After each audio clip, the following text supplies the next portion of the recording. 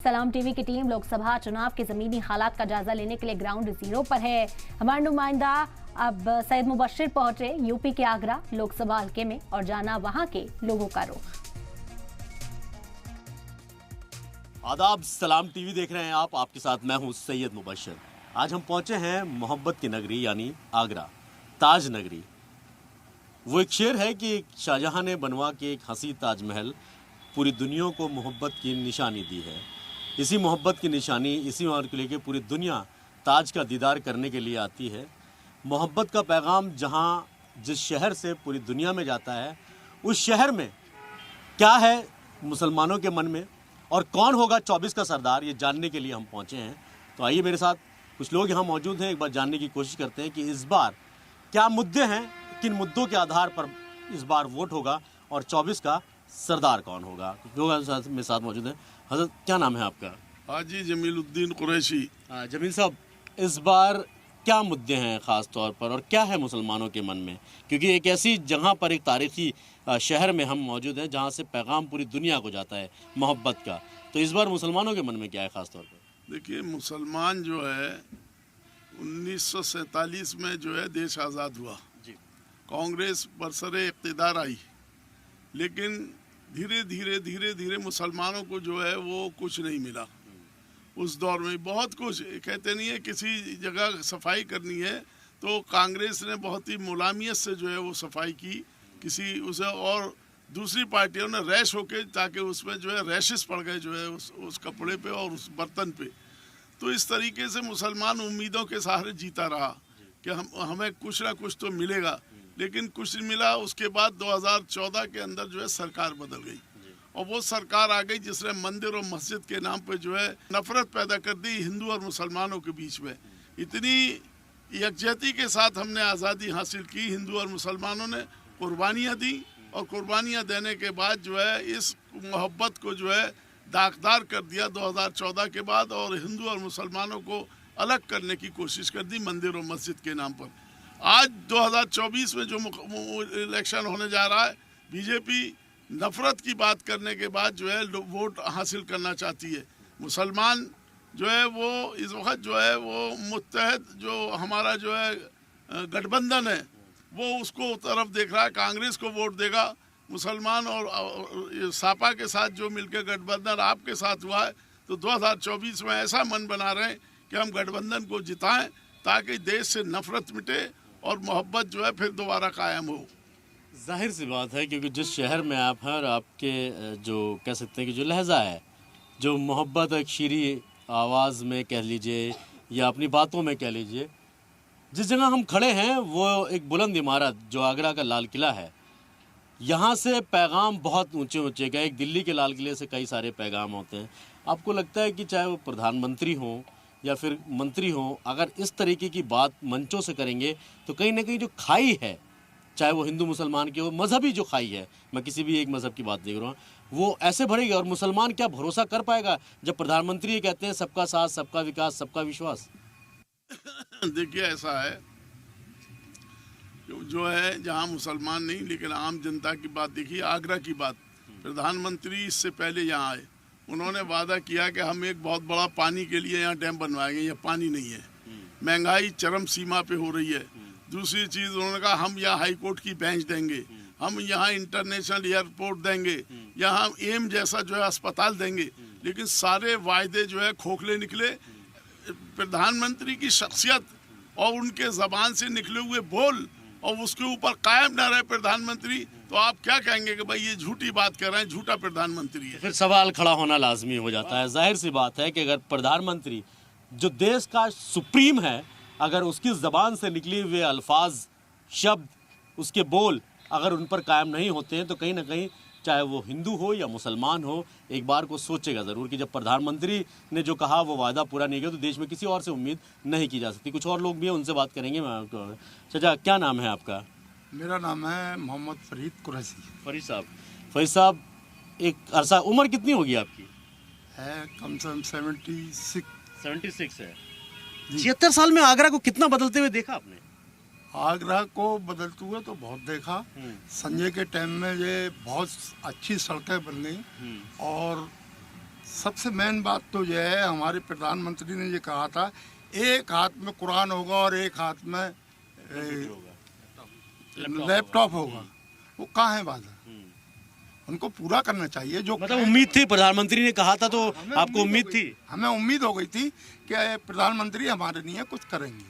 अब तक कुछ नहीं हो पाया। नहीं, तो उम्मीद टूट रही है। हाँ, कांग्रेस के सन 47 से अब तक मुसलमान को कुछ नहीं मिल पाया। तो क्या इस बार और मुद्दे क्या हैं जैसे अगर मैं बात करूं कि महंगाई सबसे बड़ा मुद्दा महंगाई का है, नौजवान बेरोजगारी का है, और रोजगार मिले, और गंगा यमुना तहजीब जो है हमारी, जो है जबान है, हिंदू मुसलमान चारा, वो भाईचारा बना रहना चाहिए। ये हम फर्स्ट फेज में जब हमने शुरुआत की थी अपने इस प्रोग्राम की, कौन होगा 24 का सरदार और मुसलमानों के मन में क्या है, वो पहले फेज से और पहले शख्स से लेकर आज तक ये थर्ड फेज का आगरा में पहुंचा हूं, और यहाँ पर कोई भी एक ऐसा शख्स अभी तक मुझे नहीं मिला जो ये ना कहता हो कि आपसी भाईचारा जो ख़त्म हुआ है उसको बरकरार रखना चाहिए। प्रधानमंत्री ने जो वादा किया, देश का सुप्रीम अगर जो वादा करे और फिर वो वादा पूरा ना हो तो कहीं ना कहीं दिल में दर्द ज़रूर होता है और उम्मीदें ज़रूर टूटती हैं। और भी कुछ लोग हैं, वो बात कर लेते हैं।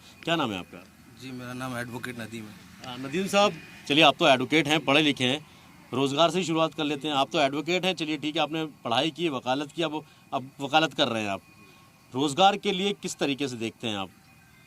रोज़गार जो मतलब बेसिक क्वालिफाइड जो लोग हैं उनको मतलब मैचिंग जॉब्स नहीं है उनको, जो मतलब जो उनकी क्वालिफिकेशन है उनकी मैचिंग के हिसाब से जॉब्स, उसके हिसाब से उनको जॉब नौकरियां नहीं मिल। प्राइवेट सेक्टर में भी नहीं है। प्राइवेट सेक्टर में किसी टाइम पे हुआ करती थी, बट उसमें भी नहीं है अभी। वजह कुछ भी हो सकती है, इकोनॉमिक पॉलिसीज़ हो सकती हैं, गवर्नमेंट की इकोनॉमिक पॉलिसीज़ हैं, मार्केट हो सकता है, कितनी वजह हो सकती है। तो इस बार वोट करेंगे, मेन मुद्दे क्या होंगे आप लोगों के, और खासतौर पर मुसलमानों के मन में क्या है फिर? अगर नेशनल लेवल के इलेक्शन है, वैसे लोकसभा का चुनाव है, हाँ बिल्कुल, नेशनल लेवल पे इश्यूज अलग हैं। अगर जैसे कि अगर हमारी कंस्टिट्यूएंसी की बात करें तो उसमें इश्यूज अलग हैं। नेशनल लेवल पे पहले अपनी कंस्टिट्यूएंसी की बात बताएं मुझे, फिर उसके बाद नेशनल पे जाएंगे, क्योंकि ये सरकार देश की दिशा और दशा तय करने वाला चुनाव होता है। ये अपनी कॉन्स्टिट्यूएंसी के बेसिक डेवलपमेंट जो होना चाहिए, बेसिक इंफ्रास्ट्रक्चर, जैसे कि ट्रांसपोर्टेशन हो गया। ट्रांसपोर्टेशन में अभी मेट्रो स्टार्ट हुई है, उसमें काफ़ी चीज़ें, उसमें अभी काम बाकी है। ट्रांसपोर्टेशन के साथ साथ पर्यावरण है, गंदगी है, यहाँ पे कितनी वर्ल्ड हेरिटेज साइट्स हैं आगरा में, मगर उस लेवल की सैनिटेशन लेवल नहीं है, सफाई नहीं। स्मार्ट सिटी कहा गया था, स्मार्ट सिटी बन गई? नहीं, स्मार्ट सिटी आप देखिए कहाँ है, स्मार्ट सिटी कहाँ है? स्मार्ट सिटी तो कहीं 10% भी नहीं है, कहीं नहीं है। नेशनल लेवल के हिसाब से मुद्दों की बात करें तो वो क्या लगता है आपको नज़र में, क्योंकि आपने तो अपनी, चलिए आगरा की बात करिए। नेशनल इंटीग्रेशन नहीं है। हाँ, अगर हमें एक राष्ट्र के तौर पे हम लोगों को साथ बढ़ना है, अगर जैसे कि विश्व गुरु बनने की बात की जाती है, तो मुसलमानों को छोड़ के विश्व गुरु कैसे बन जाएंगे?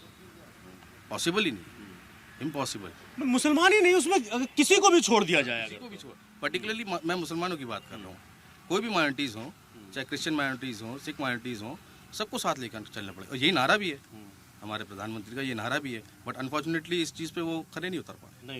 हाँ। तो विश्वास कर पाते हैं, क्योंकि सबका साथ, सबका विश्वास, सबका भागीदारी वाली बात होती थी। प्राइम मिनिस्टर बोलेंगे तो यकीन तो करना पड़ेगा, हमारे प्रधानमंत्री हैं वो, विश्वास करना पड़ेगा, बट अगर देखा जाए तो वो हुआ नहीं हो। ये कहते हैं कि किसी से उम्मीद उतना ही लगाओ कि जी संभल जाए, और किसी को इस कदर भी ना चाहो कि दम निकल जाए। वही वाले हालात शायद नज़र आ रहे हैं। हाजी असलम साहब मेरे साथ मौजूद हैं। हाजी, एक लंबा आपने राजनीतिक सफ़र भी यहाँ देखा, आपने यहाँ पर लोगों को बनते बिगड़ते भी देखा। आप अपने वक्त से लेकर आज तक के उसमें आगरा को किस नज़र से देखते हैं? सबसे पहली बात नहीं, आगरा को इस नज़र से देखते हैं हम, पहली चीज़ तो जो है आगरे के अंदर कोई विकास नहीं हुआ है। जितने भी सन 1947 से लेके आज तक जो एमपी बने हैं, एमएलए बने हैं, कोई विकास की तरफ नहीं है उनका ध्यान, सब अपनी अपनी रोटियां सेकने में। और जो गठबंधन जो है, मैं इस गठबंधन से बिल्कुल बहुत बढ़िया, पहले गठबंधन हुआ था राहुल गांधी और अखिलेश का, और अब के जो हुआ अगर ये तीनों मिलके लड़ते गठबंधन में, मैं समझ रहा हूँ उसकी दिशा कुछ और ही बदल जाती। और मुसलमान अपना मन नहीं बनाए हुआ, मैं किधर जाऊँ, बहुजन समाज पार्टी को वोट दूँ, चाहे गठबंधन को वोट दूँ या बीजेपी को वोट दूँ, मुसलमानों को चाहिए अपना वोट एक तरफ दे, चाहे किसी को दे, या बीजेपी को दे, चाहे गठबंधन को दे, चाहे मायावती को दे, एक तरफा दे। तो एक चीज मैं आपको रोकना चाहूंगा, एक चीज मैं कहना चाहूंगा, बीजेपी का कई बार कई नेताओं से कि वो 80-20 की राजनीति करते हैं। ऐसा क्यों नहीं हो सकता कि एक बार मौका बीजेपी को भी दिया जाए, मुसलमान दे उनको भी, और फिर उसके बाद ठोक के कहे कि हमको चाहिए वो चीज़ें जो हमारा हक है वो मिलना चाहिए। क्योंकि बीजेपी के पास सीधा जवाब ये होता है कि जब मुसलमान हमको वोट ही नहीं देता तो हम उनके लिए क्यों करें। कभी तो कहते हैं हम मुसलमान महिलाएं वोट देती हैं। अब ये बताओ, वोट की राजनीति जो है मुसलमान को चाहिए एक तरफा अपना, जो जैसे बहुजन समाज पार्टी जिस तरीके से अपने नहीं देखती है कुछ भी, उनको हाथी नजर आता है, वो हाथी पे बॉल लगाए और फिर चल दिए, चाहे उनको जितने भी लोग कैंडिडेट जीते या हारे, कोई भी हो कैंडिडेट, इनका एक वोट बना हुआ बैंक वोट, समझे। इसी तरीके से मैं मुसलमानों से अपील करता हूँ, वो भी अपना एक तो इस बार क्या मन में क्या है हाजी जी, क्या मन में है इस बार? कोई मन में नहीं है मुसलमानों के, अभी तो इधर खरगोश की तनिया तोड़ लिया है। प्रधानमंत्री आज आए थे आपके यहाँ, आगरा में आए हैं, फिर वही चीज़ें कई सारी चीज़ें दोहराई गई। क्या लगता है अभी, जैसे कि हाजी ने कहा कि वादे किए थे, उम्मीद थी, लेकिन उम्मीद टूट गई, अब तो दोबारा भरोसा जता पाएंगे? मैंने आपको बताया, मैंने कि अब तक किसी एमपी ने कोई भी आगरे के अंदर कोई विकास नहीं किया है, सिर्फ एक मेट्रो बनवाई है, मेट्रो बनवाने से कुछ नहीं हुआ, पब्लिक का भला नहीं। एक ट्रांसपोर्टेशन का जरिया तो अच्छा मिल गया ना? नहीं, यहाँ है नहीं कुछ, खाली चल रही है। सड़कें चौड़ी करना होना चाहिए। यहाँ पर ताजमहल के पास देखिए आप, कितनी गंदगी रहती है, सड़कें चौड़ी होना चाहिए, बहुत बढ़िया विकास होना चाहिए।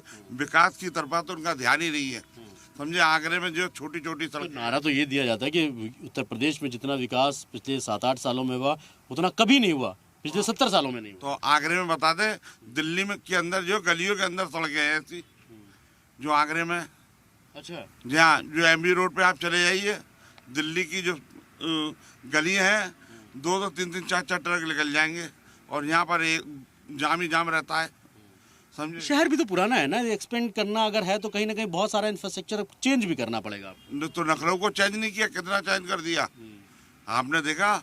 आप तो वहीं के रहने वाले हैं, लखनऊ के रहने वाले, लखनऊ में कितना विकास हुआ। इसी तरीके से ताजमहल है जो मुसलमानों की धरोहर है, तो इसलिए यहाँ पर खूबसूरती। अब तो देश की धरोहर हो गई। नहीं, अब तो खूबसूरती नहीं आता, नाम तो हमारे ही आएगा। वो बात अलग है, वो जी हाँ, नाम हमारे ही आएगा, जिसकी लगी है वो उसी की रहेगी, समझे। खूबसूरती इतनी होना चाहिए ताजमहल के आसपास।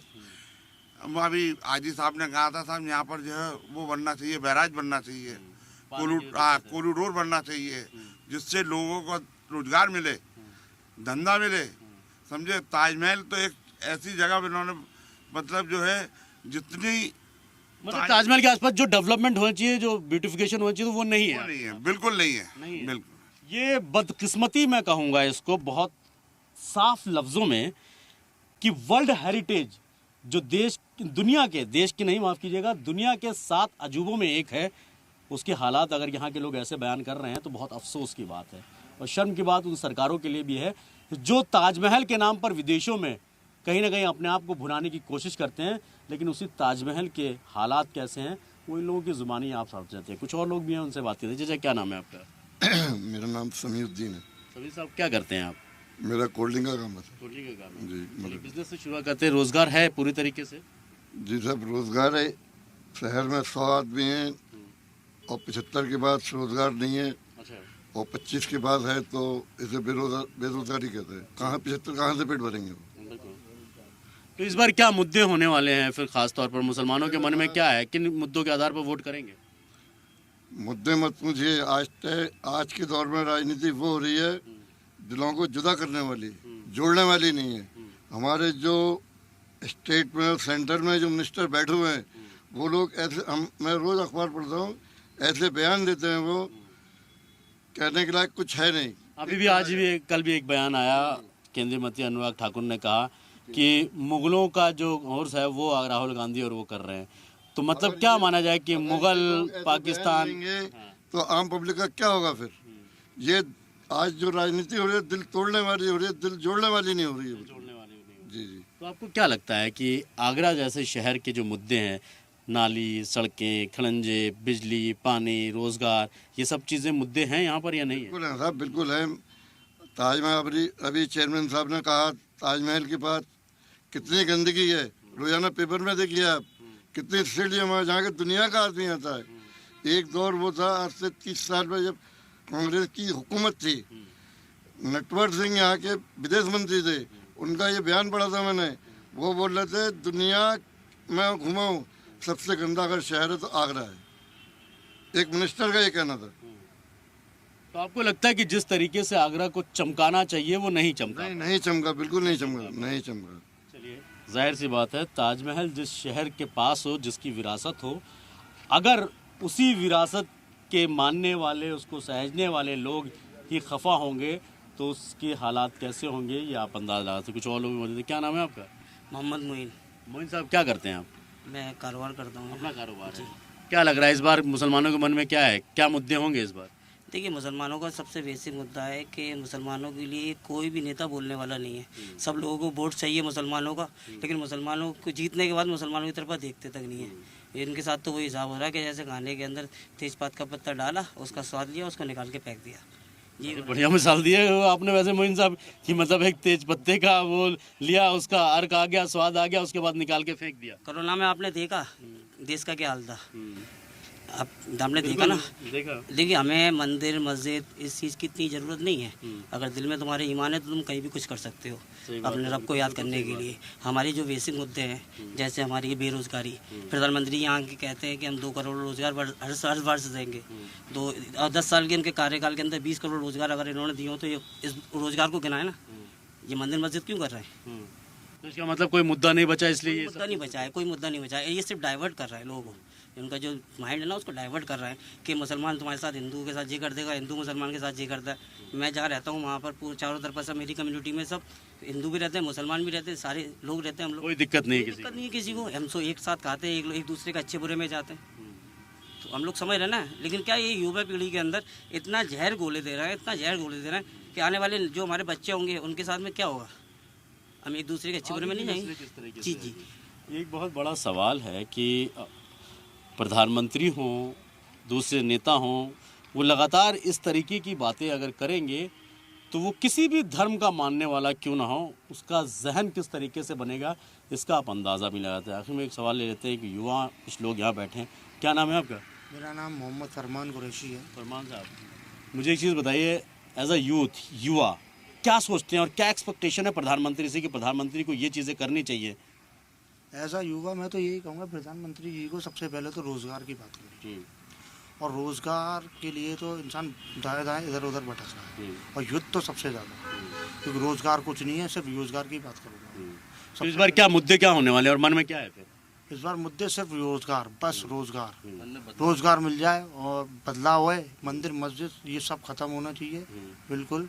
और मैं ये कहूँगा सबसे पहले तो युद्ध को रोज़गार चाहिए, रोज़गार के बहुत परेशान है। ये दिक्कत हर उस शहर की है, हर उस नागरिक की है जो इस उम्मीद के साथ एक क्वालिफिकेशन तालीम हासिल करता है कि आने वाला जो उसका मुस्तकबिल है वो बेहतर होगा, रोशन होगा। लेकिन सरकार की नीतियां कह लीजिए, नियत कह लीजिए, कोई भी वजह हो सकती है उसके पीछे कि बेरोज़गारी जिस तरीके से चरम पर है उसको लेकर अब आम आदमी सवाल करने लग गया है। वजह उसके पीछे की साफ है कि जो वायदे किए गए थे वो पूरे नहीं हुए, जिसकी वजह है कि उसका खामियाजा भी अब भुगतना पड़ सकता है। प्रधानमंत्री ने कई मंचों से कई वादे किए, एक उम्मीद जताई आम मुसलमानों के अंदर भी, लेकिन वो उम्मीद जब टूटी तो तकलीफ में बस यह कहा कि अब बहुत हो गया। तो 24 के सरदार में और क्या है मुसलमानों के मन में, आगरा से यहीं अगले शहर जाएंगे, आपको नई तस्वीर दिखाएंगे और जानेंगे कौन होगा 24 का सरदार और क्या है मुसलमानों के मन में।